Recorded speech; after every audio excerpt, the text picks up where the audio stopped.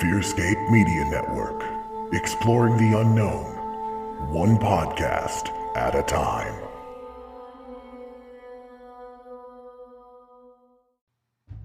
The SCP multiverse is under constant assault, and destruction can come at any moment.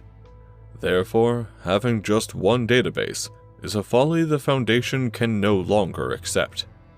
Join Dr. Kevin Milgram and SCP-073, Kane, as they create an oral history of the SCP Foundation, in Memories of Kane, an SCP story, hosted by Daniel Doremus. For should the Foundation fall, the unkillable first murderer of man will live on. New episodes drop every second Wednesday of the month on the Fearscape Media Network. Visit fearscapemedia.com for more information. Ghosts in the Attic's Bodies in the Basements may contain graphic, violent, vulgar, or explicit content not suitable for all listeners. Listener discretion is advised.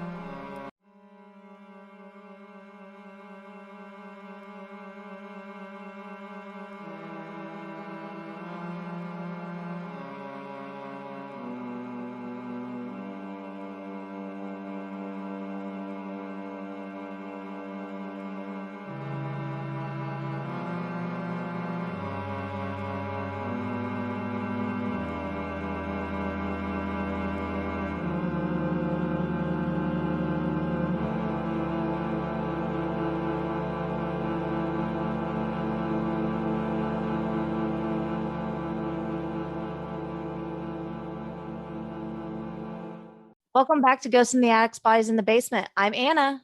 And I'm Lindsey. So, since the last time we recorded was right before Mother's Day, I'm going to ask you, how was your Mother's Day? It was pretty good, actually. It was pretty chill. We don't usually do anything major. I don't want to cook or clean. I feel that. We went out to a late lunch / early dinner at a restaurant up in the city. So we had to take a drive, make it a little extra special.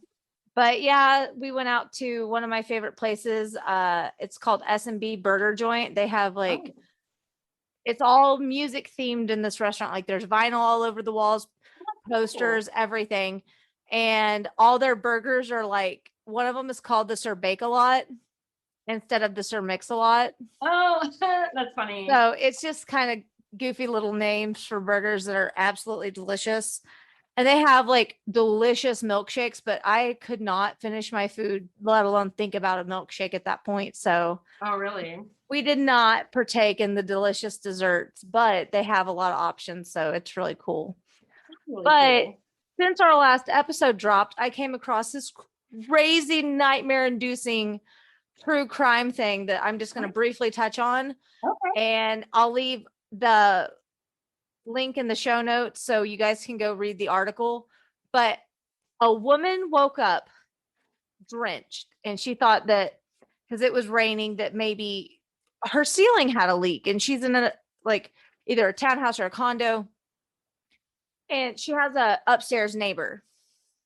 She turns on her light. Her ceiling fan has been going all night, and there is blood splattered all over her room, all over her, all over her everything. That is terrifying. And it happened in El Paso, Texas. Apparently her upstairs neighbor had passed away some time ago, and no one knew. Oh no. And she woke up to what I would assume would be a living nightmare. How absolutely traumatic. So if you want to read more about that, I'm leaving the link in the show notes from the news article that I read. Because that's not the story I'm covering today, but I just had to mention that, the thought of waking up covered in anything is disgusting. Waking up covered in someone else's blood, just I know. Oh my gosh, it's so many levels of just straight horror there. Yeah, absolutely. And so that's fun. Everybody, if you sleep with the ceiling fan on, now you have a new worry about. If you have an upstairs neighbor, at least. That's why one of many reasons I never want to live in an apartment again. I've never lived in an apartment, but now I'm like grateful that I didn't have that. And if you do live in an apartment, take the stairs. Your groceries must be heavy, but it'll be worth it because nobody will be dripping blood on you in the middle of the night. So that being said, I'm going to go ahead and tell you about my actual story I'm covering today. Oh yeah, what, are you doing true crime or paranormal? I will be doing, it's like a slight mix of both. It's the story of Elmer McCurdy. Now, we've all, in some form or fashion, heard an urban legend where a mannequin looks a little too much like a dead body. Yeah. And this one happens to be hanging from the rafters of an amusement park. What if I told you? Yeah, exactly. What if I told you it was true? Oh, that's awful. Let me tell you about how the crew of the $6 Million Man, which was an iconic TV show in the 70s, uncovered the eerie truth about Elmer McCurdy. All right. And this is going to be kind of like lengthy because, like I said, it covers a little bit of true crime and it covers a little bit of paranormal, but it'll be worth it. I swear. All right, let's do it. It's been covered by several other podcasts. My Favorite Murder, Two Girls, One Ghost, just to name a few that I've heard it on. Yeah, I vaguely remember the My Favorite Murder episode, but it's been a couple years since I've heard it. Me too. So when I was doing my research, I was like, oh, I don't remember any of this. So it was kind of nice to have like fresh eyes, so to speak. Yeah. It also doesn't hurt that My Favorite Murder has like a bajillion episodes. Yeah, it's hard to keep track. I'm really behind on. Elmer McCurdy was born on January 1st, 1980. He was a New Year's baby. Oh, that would suck because it's right after Christmas and there's no presents. He was born in Washington, Maine. He was the son of a 17-year-old woman named Sadie McCurdy, and the identity of his father is unknown. However, it is suspected that the father of Elmer is Sadie's cousin, Charles Smith. And because of that, and because she was unmarried, and because of the time frame that all this took place in like the 1800s, she was embarrassed and ashamed of raising an illegitimate child. So her brother George and his wife Helen decided to adopt Elmer and raise him as their own. Yeah, except it gets a little sad because in 1890, just 10 years into Elmer's life, George died of tuberculosis. Oh no, but also kind of a callback to our last episode. Yeah, pretty much. Like it just seems to be like the time frame then. So Helen, Sadie, and Elmer moved to Bangor, Maine. For whatever reason, shortly after George's death, Sadie thought it would be like the right time to drop this bombshell on Elmer that the woman who was raising him, who he believed to be his mother, Helen, was actually his cousin, or sorry, aunt, and that she was his actual mother. But also, wouldn't it also be his cousin? No, well, because if George is her brother. Oh, her brother. Sorry. For some reason, I was thinking. Yeah, I got it confused too. It's okay. Family confusion. Like family. I don't pretend to understand family trees, but I got this one a little bit. Okay. I just was getting it wrong in my head. And he asked who his father was, and she told him she was unsure who his biological father was. Oh. He was disturbed by this news, and he became very resentful and rebellious and unruly. In one podcast I heard he started drinking at the age of 10, but I couldn't find that in my notes. So That's sad. All I know is it says, as a teenager, he began drinking heavily and had that habit would continue throughout his life, according to WebMD. Oh my God, Red Bull, kick in. No, Wikipedia. Thank you. WebMD now serving you true crime. Wait, it's just another thing that'll kill you, right? WebMD. Right? Don't ever look up symptoms on Google. I swear, Dr. Google is not your friend. At some point, Elmer eventually lived with his grandfather in Maine. He became a plumber's apprentice. Didn't know that was a thing. Well, in a lot of trades, you have to apprentice for a certain amount of time before you can get your tradesman's license. Yeah. So I guess that has been going on for a very long time. No. Okay. He reportedly was a very competent worker, and he made a comfortable living until an economic downtown. An economic dirt. Yeah. Why can't I Downturn? speak? Downturn. Thank you. In 1898. Turn down service, guys. Make it economic. Yeah. He lost his job in August of 1900, and his mother actually died of a ruptured ulcer around the same time. Then his grandfather died of Bright's disease the following month. So he lost his job, his mom, and his grandpa, like back to back to back. That is so much to take on. It is. All at once. It's a lot of trauma in a short amount of time. Mm-hmm. Shortly after his grandfather's death, he left Maine and began drifting around the eastern part of the United States. He worked as a lead miner and a plumber. He was unable to hold a job for a long time because he had a nasty habit of excessive drinking. Yeah. He eventually made his way to Kansas, where he worked as a plumber in Cherryville, and he eventually moved to Lola, where in 1905 he was arrested for public intox. Then he relocated to Webb City, Missouri in 1907, where he decided to join the United States Army. Okay. He was assigned to Fort Leavenworth, and he was a machine gun operator who was trained to use nitroglycerin for demolition purposes. Oh. Yeah, so heavy duty shit right there. Yeah.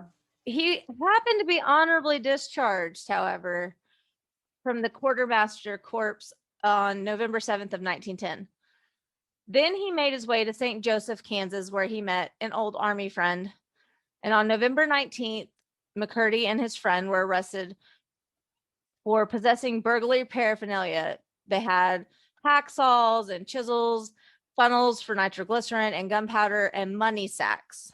So, super obvious that they were trying to do something shady. Yeah. The St. Joseph Gazette reported that during their arraignment, McCurdy and his friend told the judge the tools were not intended for burglary purposes, but the tools were needed to work on a foot-operated machine gun that they were inventing. Oh. I mean, at least they were creative with their lie. I was about to say, what a likely story that was. I mean, it's very detailed, and I've heard, probably from TikTok, that the more detailed you are with a lie, the more it's likely to be a lie. So if you say, I went to the store, and you didn't go to the store, no one's going to question it. But if you say, I went to the store for Q-tips, Neosporin, and Band-Aids. But I ended up buying a watermelon. And it's like, why did you give so much detail? I didn't care. I remember when I was a teenager, that's what I would tell one of my friends when she was trying to lie to her parents. Sorry to her parents. I was not a bad kid. I did not sneak out and lie to my parents and stuff like that. But for some reason, I was really good at giving advice for my friends to do it. And I used to always say, don't give too many details. It makes it obvious it's a lie. Well, because then at some point you can track down those details. Although I do remember you telling me you had a rebellious phase where you may have lied about getting your eyebrow pierced. That was a lie by omission, where my dad did not know my mom did not give permission. And we all had our sneaky little ways as children. Yeah, I mean, if that's the worst thing I ever did, I think my parents are pretty lucky. Yeah, they are. I mean, you turned out really well. Even if you had a troubled youth, you're an excellent person now, and that's what counts. Well, thank you. In January of 1911, a jury found McCurdy not guilty. I don't know how, but they decided that him and his friend were not guilty. You really are inventing that machine gun. Right? He was released from jail, and his short-lived career as a bank and teller robber began. Oh. Now, these robberies were generally messed up due to his lack of knowledge on how to handle the explosives. So he decided to incorporate his training with the army that he received with the nitroglycerin into the robberies. And it often caused a lot of problems because he was a tad bit overzealous. And probably And get drunk. I think that, and I'm just guessing because I have literally no idea with explosives. You probably have to be pretty precise when you're handling, explosive type things or even a handgun. You have to be precise, and he wasn't. And he failed to correctly determine the proper amount to use. So in March 1911, McCurdy had relocated to, I'm going to butcher this and I'm from here, Lenape, Oklahoma, where he and 3 other men decided to rob the Iron Mountain, Missouri Pacific train after he had heard that one of the cars contained a safe that had $4,000 in it. Now, $4,000, I didn't do the math. I'm not even going to lie to you guys. I didn't get on there and do an inflation, but in the early 1900s, $4,000 was a lot of money. They successfully stopped the train. I don't know how, I couldn't figure that out, but they successfully stopped the train. And then he put his nitroglycerin on the safe door to, bust it open. The safe was completely destroyed in the blast, as was a majority of the money. Guess how much money they walked away with out of $4,000? 100. $450 in silver coins, most of which were fused to the safe's frame. Oh my God. Yeah. Like out of $4,000, they only walked away with $450 worth of silver coins because he infused most of them to the safe's frame because he used way too much nitroglycerin. And I'm assuming that's like dynamite, but I could be way wrong. It is explosive, and I know that from Fight Club / Panic at the Disco. Yes. Yeah. Fight Club, such a good movie. Yes. But in September of 1911, McCurdy and 2 other men decided to rob yet again another bank. This time it was a Citizens Bank in, I'm going to pronounce this wrong. I'm sorry, Kansas. Sequoia? CHAUTAUQUA.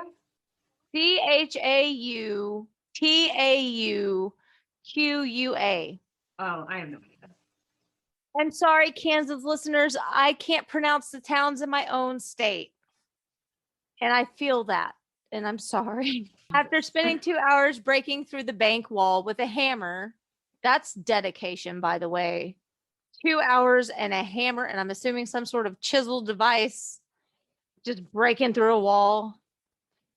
And McCurdy put nitroglycerin again.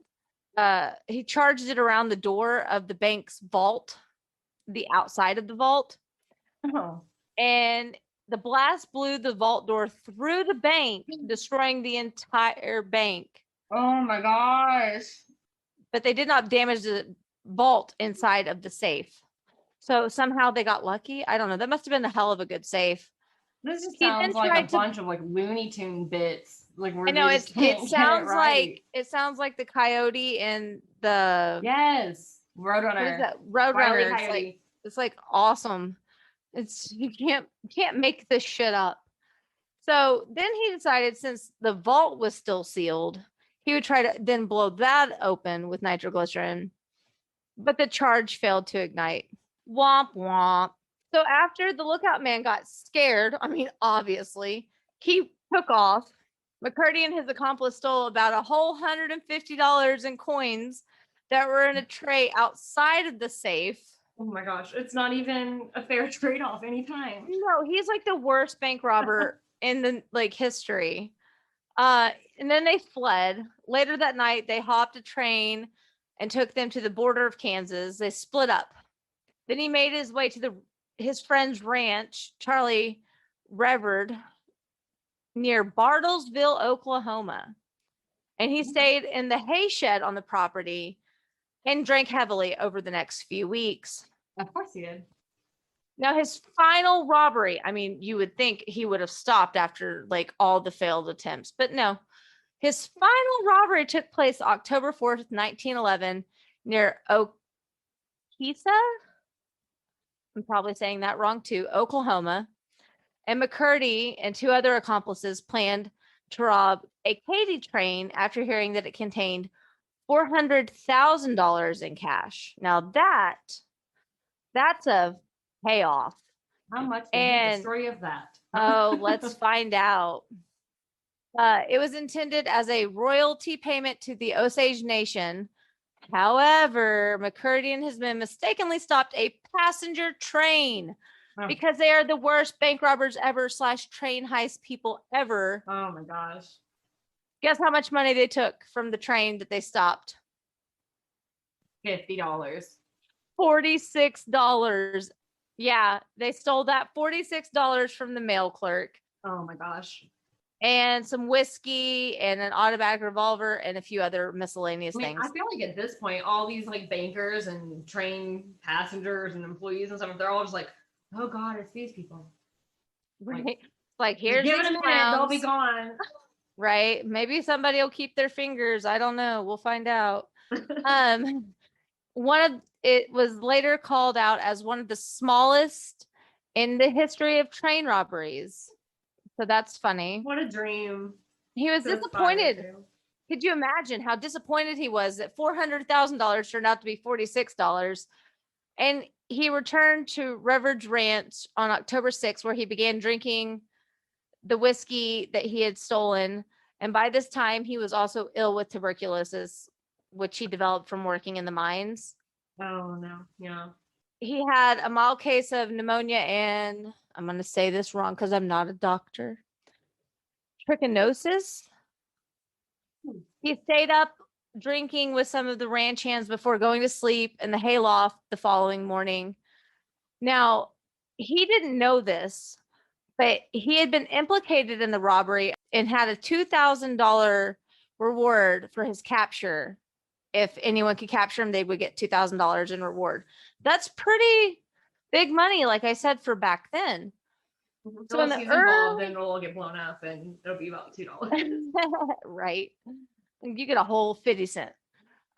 In the early mornings of October 7th, a posse of 3 sheriffs, brothers Bob and Stringer Felton and Dick Wallace, traced McCurdy to the hay shed using bloodhounds. I love that they used dogs to track down this guy. It's so like old school Hollywood. Oh, brother, where art thou? I know that's not old school, but like it was portrayed as an old school movie. I feel that. Yeah. So it makes it so intense and like cinematic. Yes. They surrounded the hay shed and they waited for daylight. An interview featured in October 8th of 1911 in the edition of the Daily Examiner. Sheriff Bob Benton, can't talk today, recalled, it began just about 7 o'clock. We were standing around waiting for him to come out when the first shot was fired at me. It missed me, and then he turned his attention to my brother, Stringer Felton. He shot 3 times at Stringer, and when my brother got under cover, he turned his attention to Dick Wallace. He kept shooting at all of us for about an hour. By the way, timeout. An hour? How much ammo did this guy have? I mean, they didn't have ARs back then, so holy crap. Well, he was into explosive. Maybe he knew how to make his own. Perhaps. Said, we fired back every time we could. We do not know who killed him. On the train, we found one of the jugs of whiskey, which was taken from the train. It was about empty. He was pretty drunk when he rode up to the ranch last night. McCurdy was killed by a single gunshot wound to the chest, which he sustained while lying down. So, in recap, he got super shit-faced, decided to have a shootout, and all it took was him to be laying down and for one guy to go, and then he's gone. I mean, honestly, though, right on brand for him. Everything else has been so huge and dramatic, and then and catastrophe after a catastrophe, anticlimactic at the end. Well, you would think that's where McCurdy's story ends, right? Well, would be. He was a train robber and everything else, but like I teased before about that hanging body, we're gonna get into that now. Oh, great. Now, once he was pronounced dead, his body was taken to the undertaker in Pawhuska, Oklahoma. And Pawhuska, Oklahoma, if y'all aren't know, or in the know, I should know. Yeah, I've had wine. Okay. My kid's out for summer vacation. I'm day drinking. It's acceptable. I don't have anywhere to go. Pawhuska, Oklahoma is where the pioneer woman, Ree Dunham, is from and shoots her very famous Food Network TV show. Well, And you can cool. go there. And it's on my bucket list. I want to go to her ranch and like see all her things and go to the mercantile and like it's like a whole bucket list that I have. I want to go there and I want to go to the Magnolia thing at Waco, Texas. Yeah. That'd be so great. Mhm. Well, he was taken to an undertaker in Pawhuska and his body went unclaimed. Joseph L. Johnson, the owner and undertaker, embalmed the body with an arsenic, which I've never heard of doing this, but like I said, back in the day, I don't know what they did, an arsenic-based preservative, which is typically used in embalming to an era or in the era to preserve a body for a long period of time when no known kin were there to claim the bodies. Oh, okay. So I guess it was so that it took longer to bury them. They had more time to find relatives, etc. Right, yeah. Still creeps me the fuck out. When he shaved his face down, dressed the body in a suit, and stored it in the back of the funeral home. Okay. He laid unclaimed for some time, and Johnson refused to bury or release the body until he was paid for his services. I mean, good for him. He did his job. He did the work. I couldn't imagine being an undertaker because death freaks me out and dead people literally terrify me because my family thinks it's appropriate to take pictures with dead bodies. I don't know why. So not okay. Like they're not like freshly dead. They're like in a funeral home. The funeral, yeah. But it's still weird and it gives me the creeps and I have nightmares about it sometimes. But he wouldn't release the body until somebody paid for his services. Like good for him. Yeah. So what did he decide to do? Johnson decided to exhibit McCurdy's body to make him some money, to earn back his dues, so to speak. He dressed the corpse in street clothes, placed a rifle in his hands, and stood him up in the corner of the funeral home.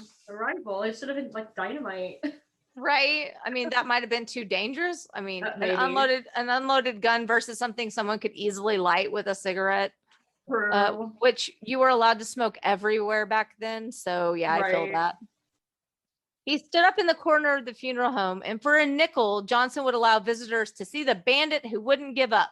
Accurate description though.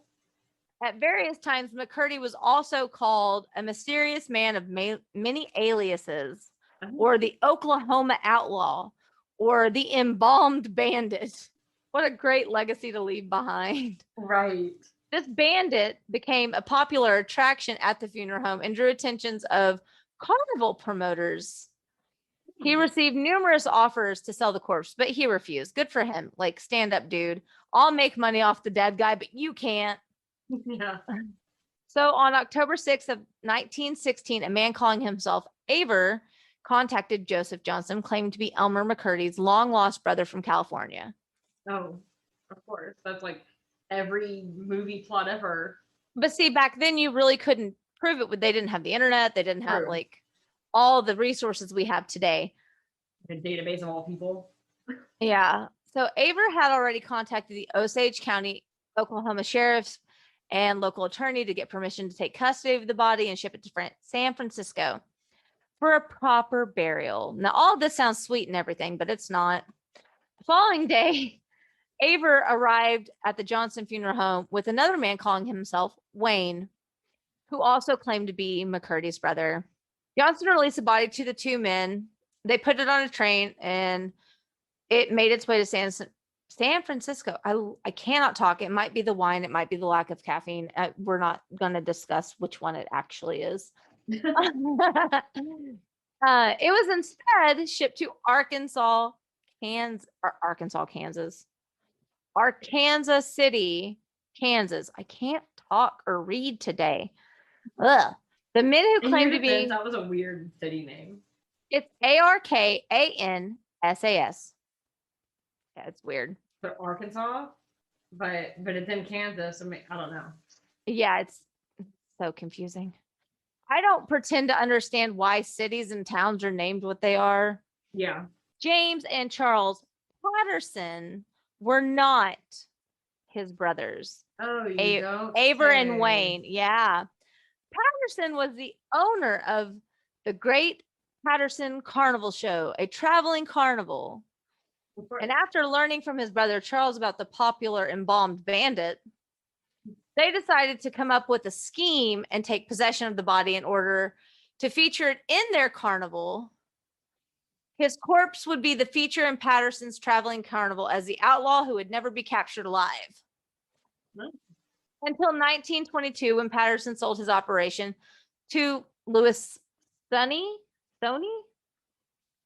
Louis, because I can't say his last name properly, used his corpse as a exhibit in a museum of crime, which featured wax replicas. I would like to point out wax replicas, not embalmed bodies, of such characters as Bill Doolin and Jesse James. And in 1928, the corpse was part of the official sideshow that accompanied the Trans-American Foot Race in 1933. Damn. It was acquired for a time by Dwayne Esper to promote his exploration of narcotic. The corpse was placed in the lobby of theaters as a dead dope fiend. Oh my gosh. Could you imagine? Like, Don't everybody, do drugs, kids. This will everybody happen. wonders what happens when you die. Well, if you're Edward McCurdy, hey Siri, no one's talking to you. Sorry, my watch has a problem and it thinks that she needs to interject when she doesn't. She thinks she's part of this podcast. It's like every episode. Right? So, like, this guy had no idea what would happen to him after he died. He probably thought he was going to just like die, go to heaven or hell. Nope. He went on a sideshow act. He should have known with how cartoon his life was. Right? Maybe that's where they got some inspiration for some cartoons. Who knows? I swear. Esper claimed that he had killed himself while surrounded by police after he had robbed a drugstore to support his habit. He did have a habit, but not that one. Yeah, he wasn't a drug addict. He was totally an alcoholic. And if you had went down that route of like he robbed a liquor store and went out in the blaze of gunfire, that would make some sense. But to each their own. By the time Esper acquired McCurdy's body, it had become mummified. Yeah. The skin had become hard and shriveled, causing the body to shrink. I can picture it perfectly in my head, and I don't like it.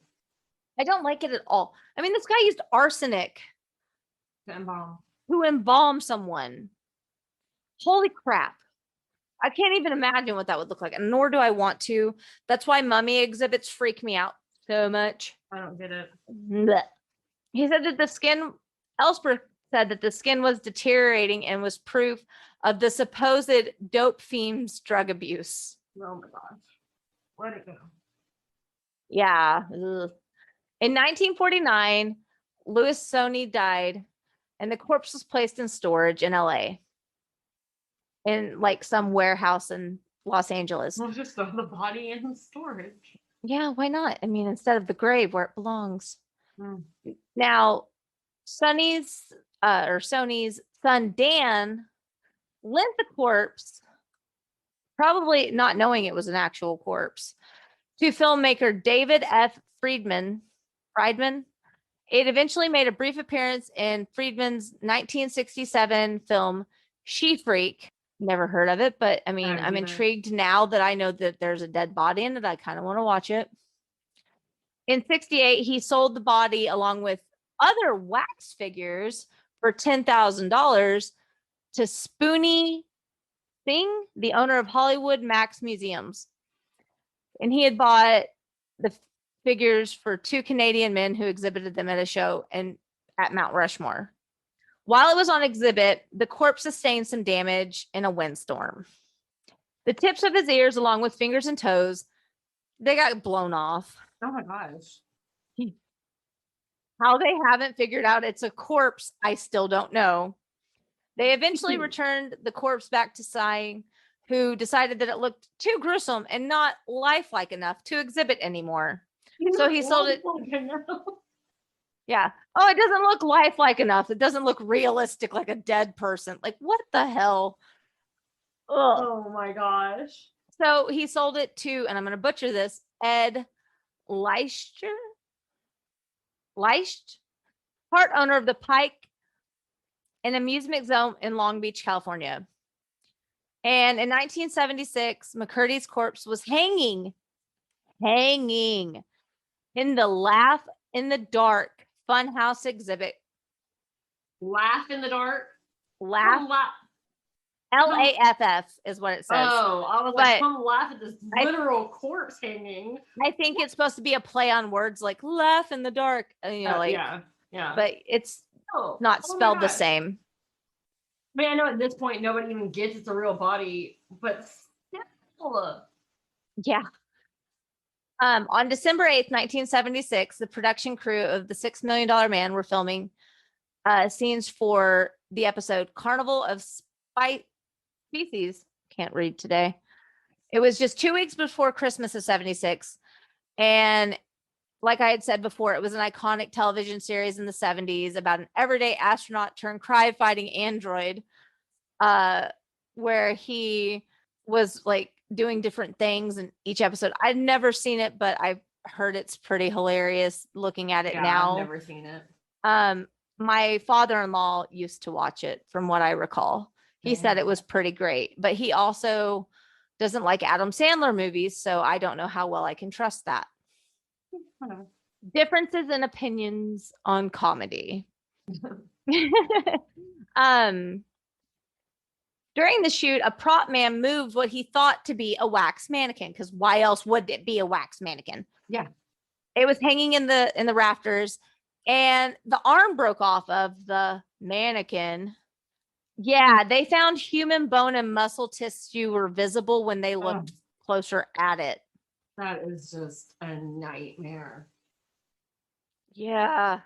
I just like it makes me like literally nauseous, the thought of, because like, could you imagine going into, say, I'm not going to say a chain because I don't want to get sued for using this analogy, but like a very popular anchor store in a mall.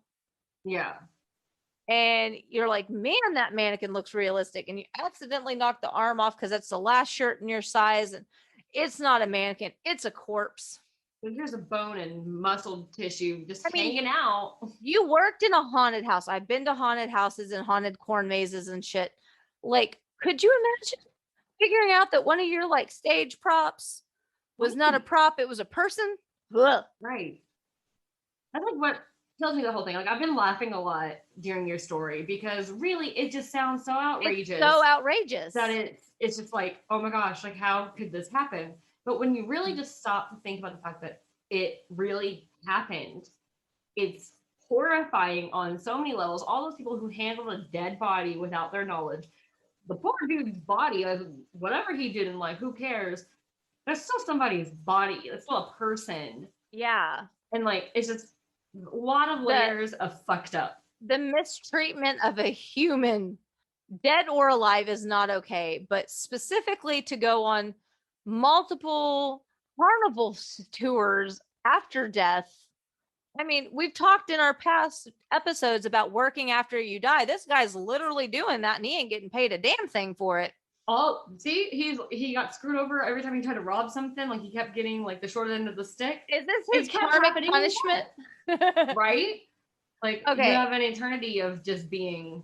It's like, you're a joke, so we're gonna literally make you into one. I don't know. Right. It's horrible. And I don't mean to make light of the situation by any means. If anybody who is related to this man ever hears this, I deeply sympathize with your family's loss and the mistreatment of his body, but it's so bizarre.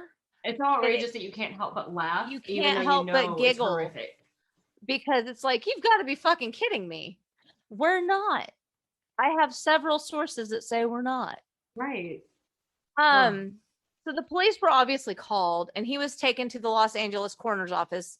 And December 9th, Dr. Joseph, I'm going to say this wrong again, Choi, Choi, sure. He conducted an autopsy and determined that the body was that of a human male. He had died of a gunshot wound to the chest. The body was completely petrified. They had covered it in wax, and it had been covered with layers of phosphorus paint. He Well, yeah, weighed, They thought it was fake, so they kept retaining him. Oh my god. to make him look more lifelike. He weighed approximately 50 pounds and was 63 inches in height. I don't know how tall he originally was or how much he originally weighed, but that doesn't sound like a very big thing anymore. 63 inches is an inch shorter than me. Oh, yeah, because I'm 64 and a half. Yeah, I'm 64. Yeah, so because me and Lindsey are literally like half an inch apart. Yeah, so he's like 5'3" now. Who knows how tall he was to begin with? And 50 pounds at 5'3", gosh, you must look so emaciated. Ugh, that's so heartbreaking. Mummified. Literally mummified. They said that some hair was still visible on the side and the back of his head. Oh my gosh. And no one ever stopped to think. And here's the gross part. While his toes, his big toes specifically, fingers and his ears were missing. Where did they go? Ugh. In the garbage because they thought it was. So this examination revealed from the original autopsy and embalming, tests were conducted on the tissue and it showed the presence of arsenics, which we already knew, and different components of embalming fluid that were used until the late 1920s. So all of that checks out. They revealed that tuberculosis in the lungs, which McCurdy had, and he had developed it when he was a minor, and he had bunions and scars that McCurdy was documented to have. So I'm guessing that's how they figured out that that's who it was. He was. Yeah. The bullet that caused the fatal wound was presumably removed during the original autopsy. However, they found the bullet's jacket. Oh. Yeah. It was determined to be a gas check, whatever that means, which was first used in 1905 until 1940. Now, all of these clues help them pinpoint to the era in which the man may have been killed. All the further clues found help them pinpoint who originally bought him, and that's how his identity was, confirmed, and they eventually decided that they were going to lay him to rest. Good. Eventually. So by December 11th, the story of McCurdy's journey had been featured in newspapers, TV, radio. Several funeral homes called the coroner's office to bury McCurdy free of charge, because obviously the last time somebody didn't pay the bill, this is what happened. Yeah. But the officials decided to wait to see if any living relatives may possibly come forward. Fred Olds, display out front. I'm joking. Right. Fred Olds, who represented the Indian Territory posse of Oklahoma Westerns. I may have said all of that wrong because I've had wine. I deeply apologize. Eventually convinced Dr. Thomas Noguchi, Noguchi. If y'all can pronounce it, good for you. And then chief medical examiner and coroner for the county of Los Angeles to allow him to be buried in Oklahoma. After further testing to ensure proper identification, Olds was allowed to take custody of his body. And on April 22nd of 1977, a funeral procession was conducted to transport McCurdy to Boot Hill section of Summit View Cemetery in Guthrie, Oklahoma. A graveside service was approximately 300 people attended, which I think is so nice. Yeah. Especially since he was kind of like, no offense, but not the greatest guy. Yeah. Also not the worst. And he was missing for like a really long time. Like all the people he probably knew had passed. So for 300 people to show up is really just like heartwarming that like the community came together to give him a good send off. Yeah. He was buried next to the outlaw Bill Doolin. And funny enough, to ensure that McCurdy's body would not be stolen again, they put 2 feet of concrete over his casket. Oh my gosh. 2 feet of 2 feet of concrete. Yeah. Oh, and it was even covered in briefly covered in Ghost Adventures season 14, episode 1, The Lionstone Inn. they talked about him a little bit. So, Oh, interesting.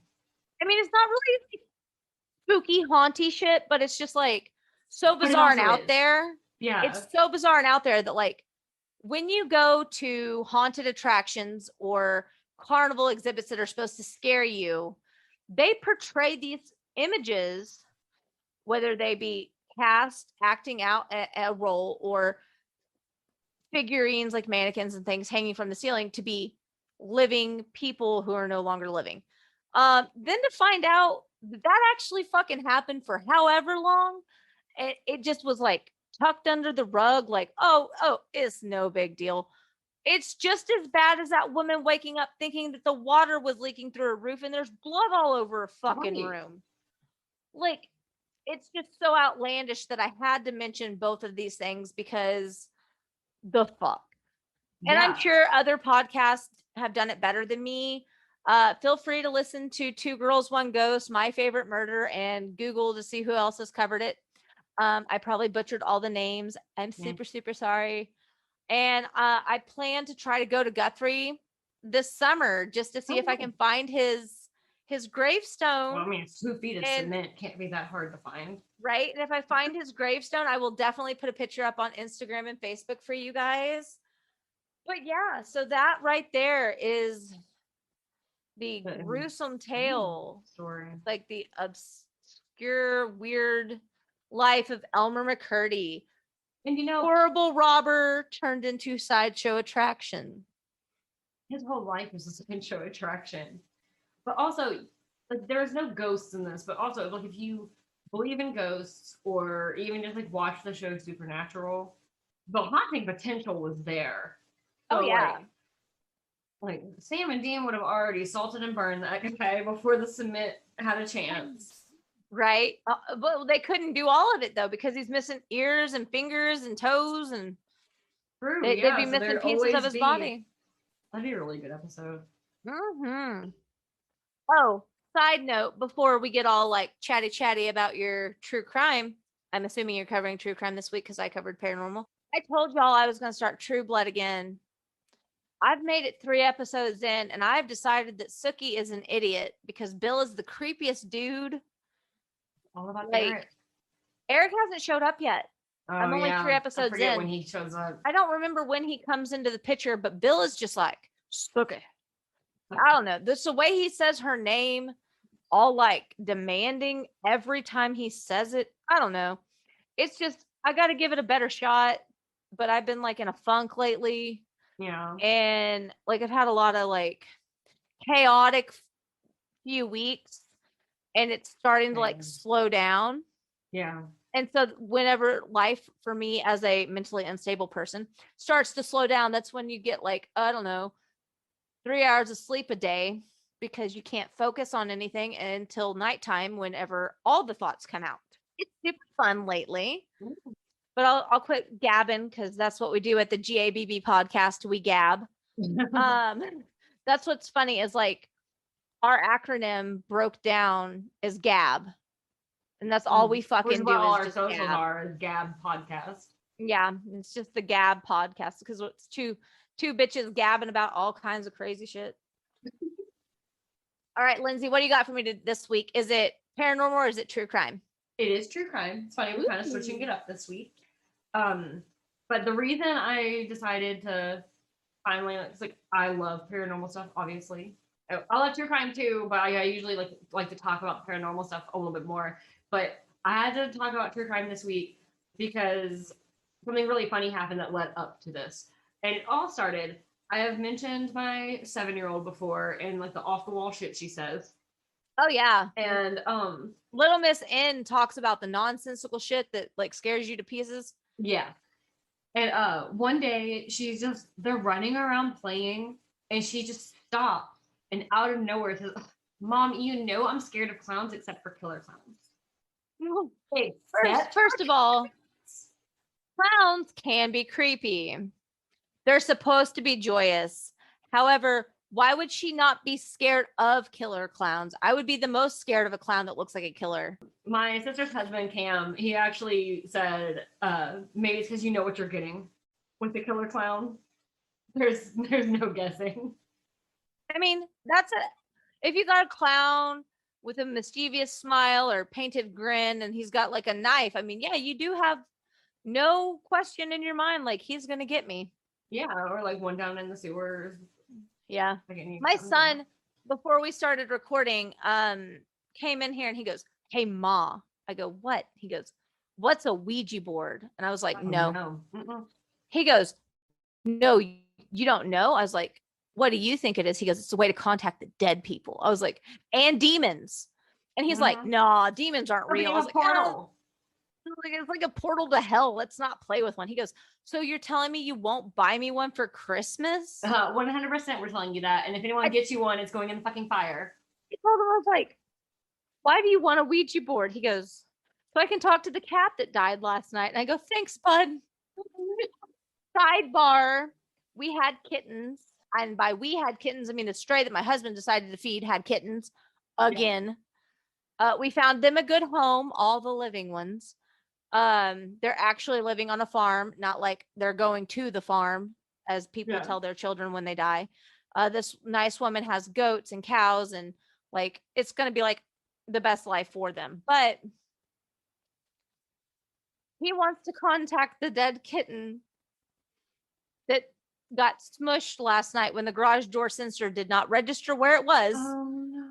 And he wants to make sure that it's okay. And I thought that was so sweet and sad and fucked up and like a little bit weird all at once. But that's where little brains come into mind, because they just say whatever they think at all times. If you don't have kids and you ever have one, be prepared.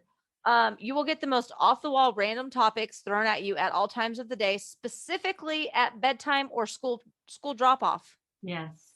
Because that's when all the important conversations have to start. Like right when they're getting out of the car for school, so you can't answer any of their questions or follow-up questions. And right before bedtime, when you're so done with your day that you just want to curl up with a book or a glass of wine or a podcast and pass the fuck out. At least that's my life. I don't know about anybody else's. But yeah, so my son wants a Ouija board. Yeah. No, not gonna happen, dude. No. Like, I will not lie to you. I want us to be brave enough at some point to do one Ouija board session, but we have to follow it all the way through. We have to find out all the rules. We have to find out all the rules and do it all the way right, because if we don't close it out, then there's a portal hell wherever we do it. I kind of refuse, but I'm super curious. I'm not. I'll just get you shit-faced and we'll see what happens. And no, because you'd be more adamant. You'd be like, no. But so yeah. So sorry. That was my ADD tangent for the afternoon. So my 7-year-old says, like I said, I'm scared of clowns except for killer clowns. So there was all of that, and I'm just cracking up because, like, except for killer clowns. But then, literally the next day, I'm scrolling TikTok, of course, and I come across a page, and it's a page that I follow, but it was on my For You page or whatever, and it's a woman dressed in clown makeup.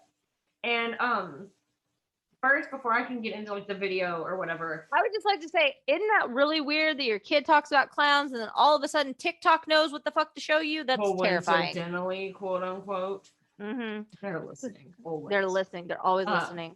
But we're bugged. Right. But first, let me shout out this TikTok because she does have really cool videos, hence why I follow her. I'm in no way associated with her. She does not know I exist. But I have to tell you guys. Her handle is at Holly.Hoffman, HOLLY.HOFFMAN. She does a lot of special effects makeup videos. Ooh, cool. And she has like a series that she does. I've seen it called a couple different things. I'm not sure if it's different series or if she's just evolved the name over time.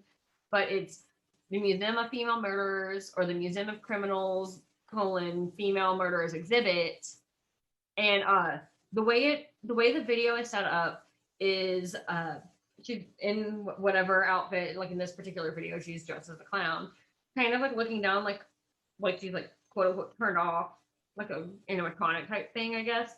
Right. And it'll say now viewing and like whatever the name is. And then the creepy music starts, and like the sound at the bottom that says it's from American Horror Story. I guess it's like the opening credits music. It's been so long. Oh, I love that. It's so creepy.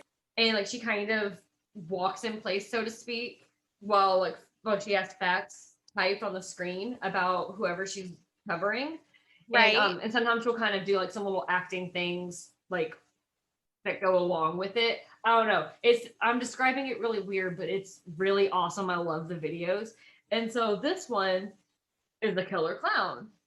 And, and you obviously think John Wayne Gacy because he was a clown that killed people. But it says female criminals or murderers. Right. Or so then it makes you go, huh? Yeah. So it caught my attention because, like I said, it was the day after my 7-year-old said that. So I'm like, oh my gosh, what is this? And it actually is the alleged killer clown Sheila Keen Warren. Who's that? On May 26, 1990, Marlene Warren was at her home in Wellington, Florida, with her son and some of his friends when the doorbell rang. At the door, there was a clown in an orange wig holding a bouquet of flowers and 2 balloons. As Marlene reached for the gifts, the clown shot her in the face and silently and calmly walked back to their white sedan and drove away. Oh, hell no. The son and his friends, of course, come running because they hear a gunshot. They go outside, they're yelling, someone shot my mom. So a neighbor who was out walking their dog called 911. That's horrible. Yeah. You're just taking Fido for a walk, and then all of a sudden there's like what sounds like gunshots, could be a car backfiring, and then you just see like somebody fleeing the scene. Like, what the fuck? And he actually described it as it sounded like a nail gun. Like construction was going on. It was actually a pistol, but that's what the neighbor heard. Unfortunately, Marlene succumbed to her injuries 2 days after being shot. And shortly after the shooting, the white sedan was found abandoned, but no one around, like no suspect around. So the son and his friends described the clown as looking masculine. So the first suspect was her husband, Michael Warren, because history shows usually the husband did it. I mean, right? Isn't that always their first go-to? I know that sounds so stereotypical, but no matter what, it's always going to be the spouse is going to be the first person questioned. The person, not even just spouse, but like it could be the best friend if they don't have a spouse. Like it's always the person closest to them that is usually suspect number one. And so, but it turned out that it was confirmed he was on his way to a racetrack or something with his friends at the time. So he had a solid alibi. Multiple people to corroborate where he was at, like all that stuff. Yeah. Corroborate. I can't talk today. But it was kind of suspected that he was having an affair. Ooh, no. And so her family suspected that they knew he didn't do it, but they suspected he knew more than he was letting on. Because I guess shortly before she had died, she had confided in her family that they were having marital problems and that she suspected he was having an affair. That sucks on so many levels. Michael Warren had a used car dealership who did a lot of business with this like repo business who was Sheila Keen. So it's kind of innocent enough until you put all the pieces together. Yes. And apparently, shortly after the shooting, the police received an anonymous tip saying, you might want to ask Michael Warren and Sheila Keen a few questions. Ooh, I didn't know you could remain anonymous because I thought if you got brought into court, like they drug you in. So that's nice to know. Anybody who has hot tips for the police, you can be anonymous. Good news. Yeah. But despite that, the case went cold because they had a bunch of like from the get-go. Once Michael Warren was cleared, Sheila Keen Warren was who they suspected, but they just couldn't prove it. Was there any specific reason why they suspected her? Was it the alleged affair, or there was the alleged affair? There was the anonymous tip, and there's some other things I want to get into a little bit later that have me really kind of questioning it.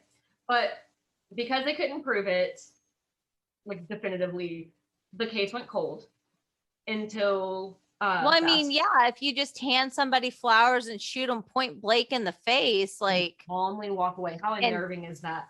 Calmly walked away. Terrifying. That's like next level psycho behavior to just murder someone or, potentially, because you don't know if they're dead because you just chilled out and just strolled to your car. Yeah. No, I can't. That's so gross. So fast forward to 2017, and what do you know? As per usual, DNA testing has improved. Yep. And so the police were able to rerun some previous evidence and revisit some witnesses, stuff like that. And they confirmed Sheila Keen Warren was the killer clown. Ooh. And so they go out to find her, arrest her. Turns out Michael and Sheila, who are now married, as you can tell from the last name, but now they're married, but they weren't having an affair. They weren't murderers with whatever. Is he on trial? Because like he sounds like a co-conspirator to me. I don't know. He was never mentioned as anything, but they were married and they had moved from Florida to Virginia. That's a long ways to move. Where they started a brand new life. They ran like a local fast food restaurant. And the part that killed me was they were known by their neighbors as Michael and Debbie. Oh, I'm sorry. Who's Debbie? Where did that come from? Is that her middle name? I never found like where Debbie came from or if they just made it up. But like you're saying, oh, and it's like sidebar, this whole time they both are swearing Sheila is innocent. Yeah, I'm so innocent. I'm gonna move states away from where this happened. I'm gonna marry the man I didn't have an affair with, whose wife was some murdered. rando guy that I just kind of knew, and his wife tragically died. But like, also, I'm gonna change my name because that's not normal. Right. So there's a lot of real suspicious things. So and we would like to point out that this is all allegedly because it has not come to a conclusion yet. Yes, they're able to arrest her, and she has been arrested this whole time. She actually is set for trial this fall. Ooh, good. Which is why we say allegedly, because she still has to go before a jury and everything. So like innocent until proven guilty. But here's my concerns, because here's what the police have, because the police are trying to charge, or the prosecutors have charged her with first-degree murder, and they're going for death penalty. Get it? And like I said, Michael and Sheila swear her innocence. Well, of course. And they're, in my opinion, my personal opinion, that doesn't mean shit to nothing. They're in cahoots.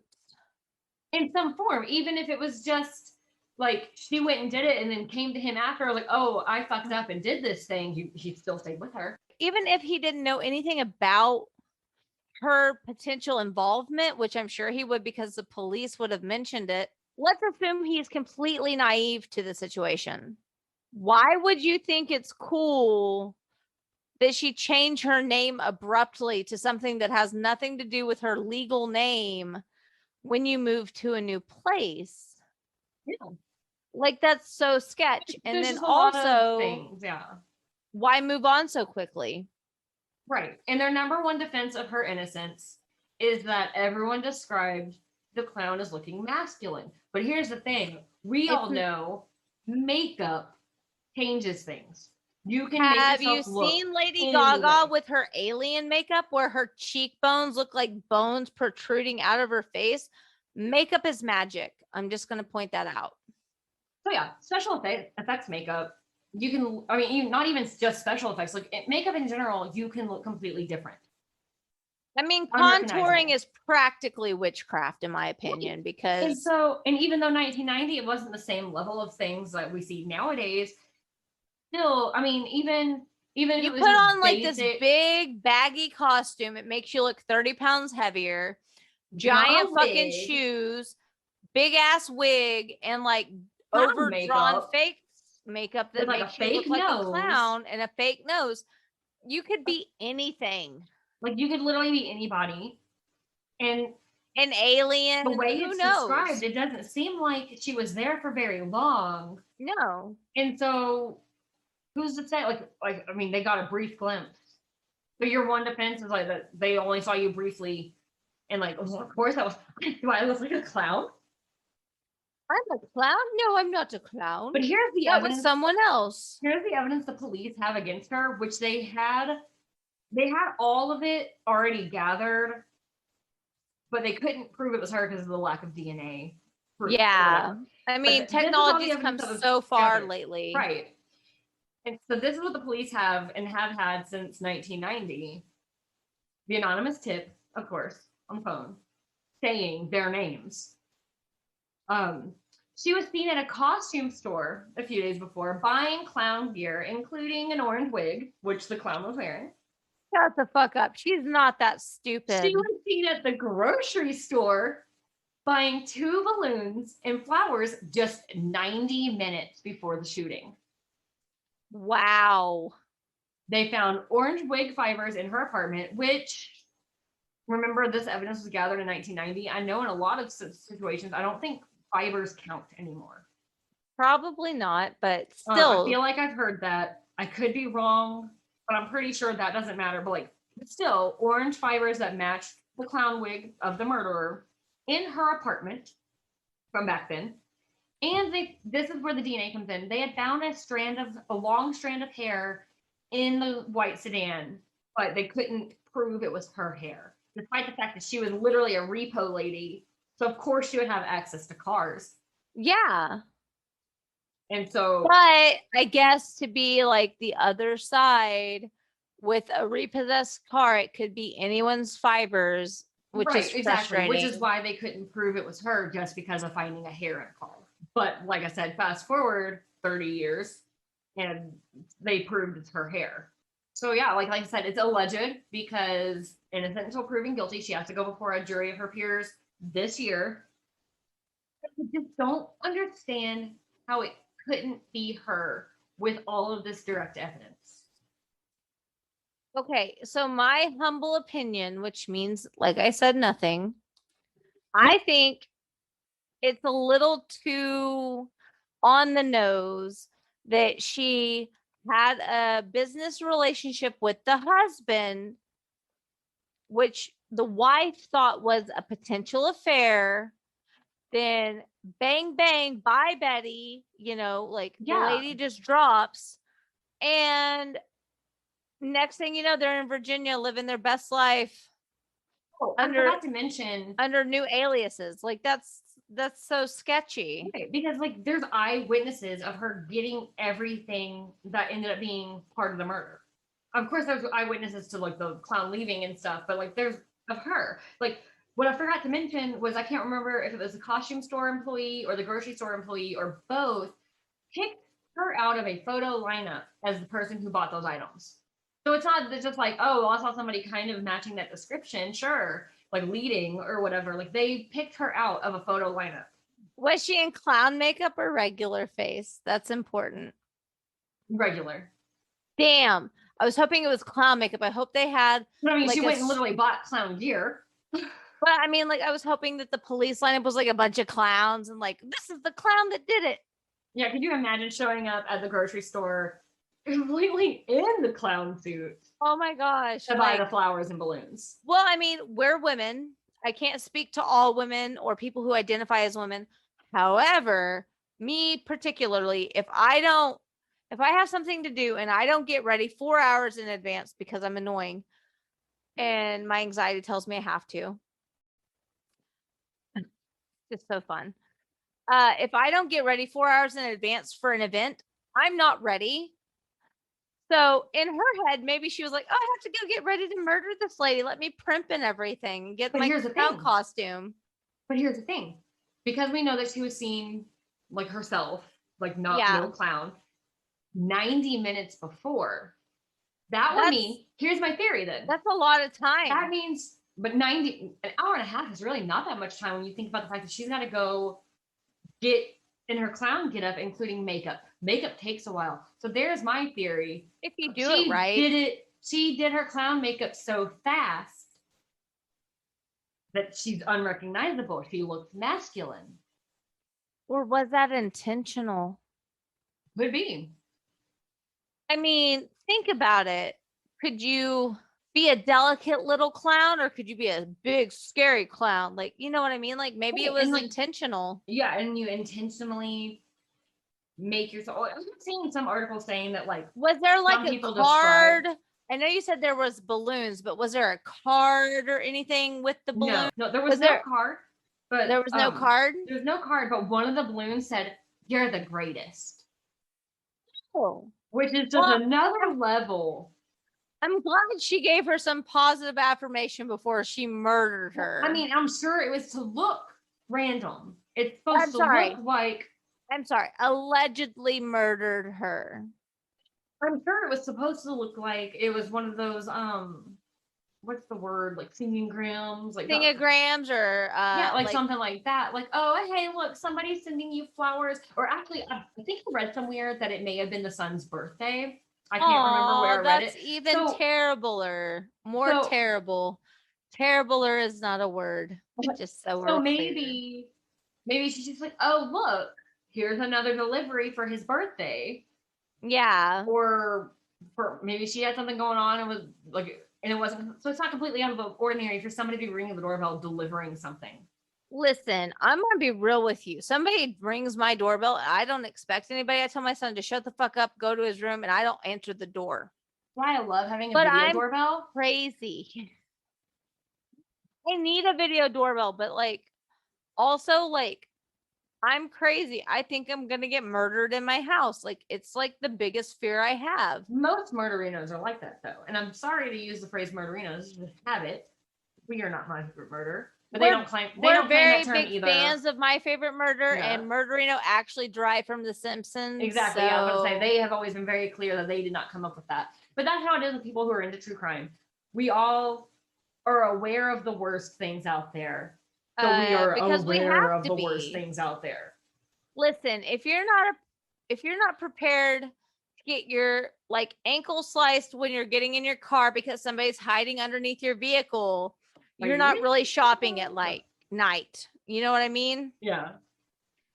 That's where my brain goes. Like, I step very far away from my door, unlock my car, pull up in my car door, jump into my car. Yeah. So nobody can slice my freaking ankle. Like, I know that sounds so deranged. I mentioned Supernatural earlier, and it's the same thing as like in Supernatural.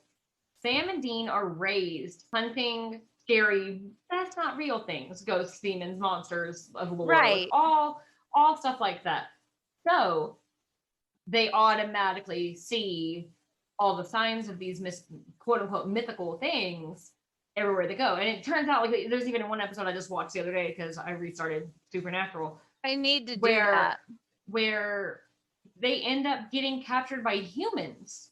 And they're like deranged, crazy humans. That was the worst episode. I forgot about that episode. So it was like a horror movie rewatching that. But the point is, like, they see ghosts and monsters everywhere. So like they were shocked that there's a human. So yeah, it's the same as with true crime people. Like, we're so into true crime that we see it everywhere the same way Sam and Dean see the monsters everywhere, if that makes any sense. Absolutely. It's one of those things where ignorance is bliss. Yes, exactly. And I feel that being informed in any fashion, under any capacity, makes you just paranoid as shit. And sometimes it's kind of a necessary fear. Not like you shouldn't live in fear. That is not what I mean by any means. But like just being aware to know what to do to like be aware of your surroundings and things like that. But it is a blessing and a curse to be aware of the monstrosities of reality. I envy people who just see the good side in everything. Like when I hear, oh, somebody wants to message you, they have a question for you, I instantly go to the deepest, darkest port that there is. We need to talk. Hey, we need to have a conversation about blah, blah, blah. Like, you can't send me those messages, friend. I'm going to lose my shit and have a panic attack. I personally cannot handle the ... at the end of messages. Oh, I did it to my sister once on accident. Oh no. Because we hadn't been texting previously. So I was just saying like, hey, but then like a ... to show like a natural pause and then this random question that didn't have anything that brought it up in our conversation. And she started back her response. Well, first of all, don't ever text me, hey, ... again, 'cause I thought you were mad at me. I mean, facts. Yay to your sister, Jen or Laura, whoever Jen or Laura. decided. I feel that so But deeply. yeah, I was just like, oh my gosh, I am so sorry. I didn't even think about it that way. I just felt weird bringing this up, so I had a pause. Like, hey, small panic attack given unrelated. We're going to the supermarket today. Like, thanks for giving me extra That was stress making me for no cringe. reason. Guess what popped up on my Facebook page or newsfeed during our technical difficulties? Clowns. Somebody shared a post. It wasn't like a ad where they're creepy and listening to you. Wait, was But it it was- about the same episode you're covering? No, it was like the movie Killer Clowns from Outer Space. Why do they know all our business? Thank Right? you, But it was technology. like a page I follow. It was a page I follow shared something about that, which is what makes it even weirder. So it's like, what? Like, what are the chances?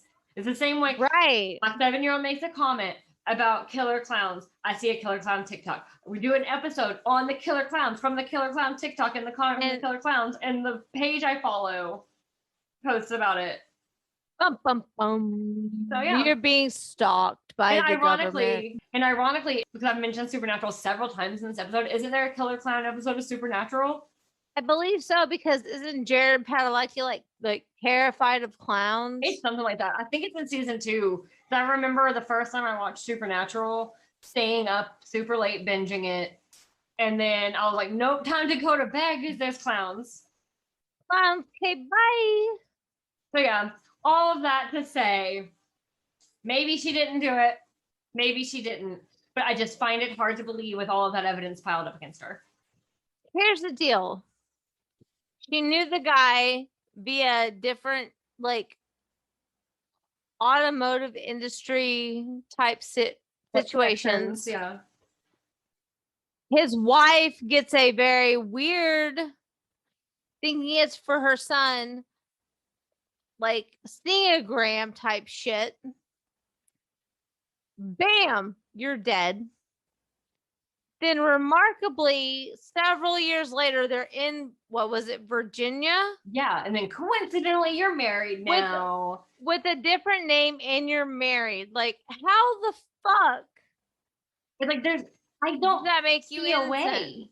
I in no I way don't see either. a way that they were not the only theory I would have potentially that would make her innocent is if all the affair stuff was accurate and someone did it to frame them. But that Also, like, maybe the affair happened in the marital home between X and Z, and Y just happened to pop in occasionally. right, who knows? And like I was gonna say the only theory I can think of that would make her innocent, would be why, with all of the evidence against them, they still claim innocence, is that they're being framed. But I haven't read, I mean, and somebody can correct me if I'm wrong, because there's so much information out there with the trial being this year that there is no way for me to read every single source. And No, so absolutely not. maybe that is an argument. The only argument I ever saw for her innocence was that was the masculine thing. And so maybe they are trying to say that somebody framed them. I don't know. A lot of women, gay, straight, bisexual, binary, whatever, have a deeper toned voice. That does not make you masculine. That just makes the clown in no way spoke. It was complete silence, which makes it even scarier. So there's no silence. So they just assumed she looked masculine. Yeah, which is That's kind of so unfair. Bullshit, in my opinion. Right. But I mean, if she was not in makeup, not in costume, etc., went to the grocery store, and then people can identify her for buying whatever, and then the murder takes place, it's just too coincidental. Exactly. And so, in my humble opinion. Right. That's how I feel too. And I mean, the trial may come, I think it's in September. The trial may come and go, and like some big plot twist comes out in the trial, and we're all proven wrong and she's innocent. And if that's the case, we'll update this episode come that time. But I just feel it's more than circumstantial. Absolutely. I mean, I feel DNA aside, all the other shit that lines up is just too on the nose. Exactly. It's a perfect case. And I can't imagine the frustration of the police department to know exactly what happened, have the proof, but And just have be no missing way that to one prove little it. thing. Yeah. Like they have the proof, but they're just missing that one thing that really pushes it over the edge to be acceptable to the court.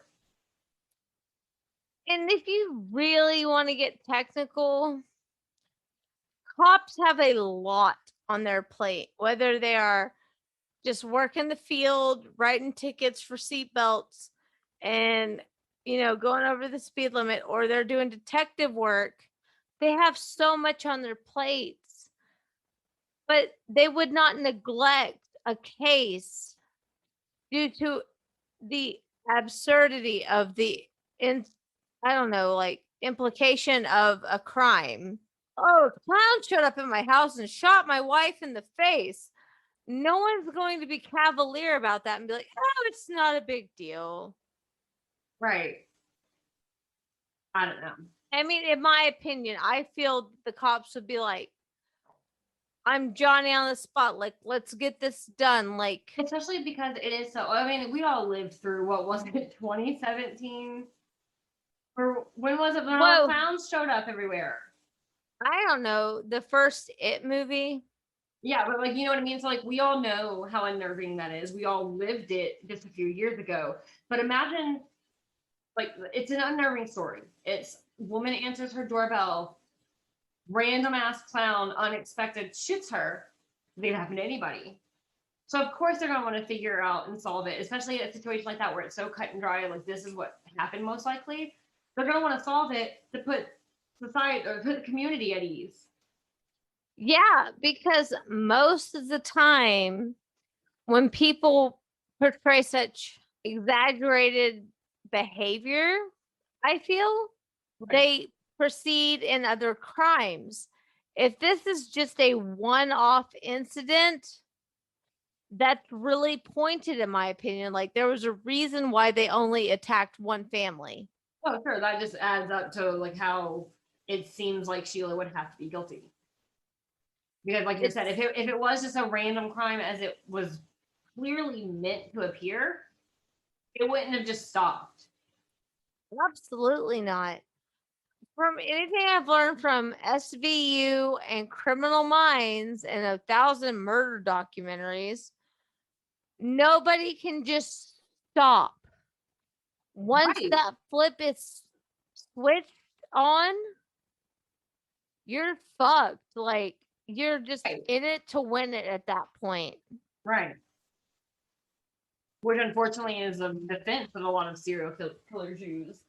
But I couldn't stop. I wanted to. I knew it was wrong.